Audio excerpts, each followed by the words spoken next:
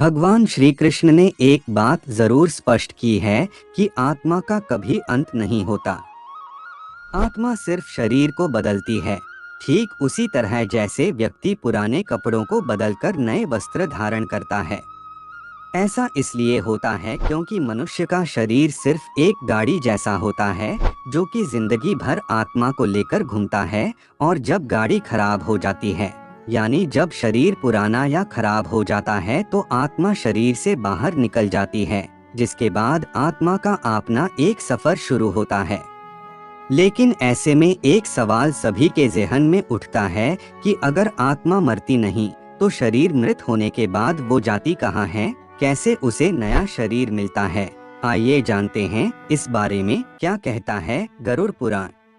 सबसे पहले यमलोक जाती है आत्मा।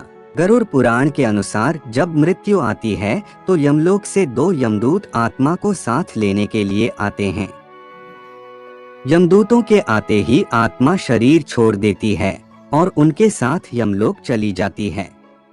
यमलोक में ले जाकर यमदूत उसे 24 घंटे तक वहां रखते हैं और उसे दिखाते हैं कि अपने जीवन में उसने क्या क्या अच्छे और क्या क्या बुरे कर्म किए हैं। इसके बाद आत्मा को उसी घर में छोड़ दिया जाता है जहां उसका जीवन बीता होता है। 13 दिनों तक आत्मा अपने परिजनों के बीच रहती है।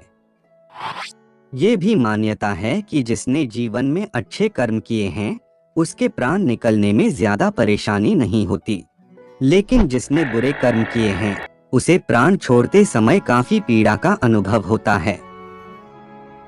13 दिनों बाद तय होती है आगे की यात्रा।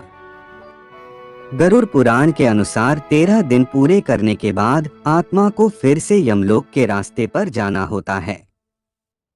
यमलोक के रास्ते में उसे 3 अलग अलग मार्ग मिलते हैं: स्वर्ग लोक, पितृलोक और नर्क लोक।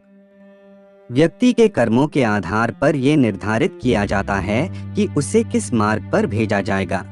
यमदूतों की ऐसी भयानक बातें सुनकर आत्मा जोर जोर से रोने लगती है, किंतु यमदूत उस पर बिल्कुल भी दया नहीं करते।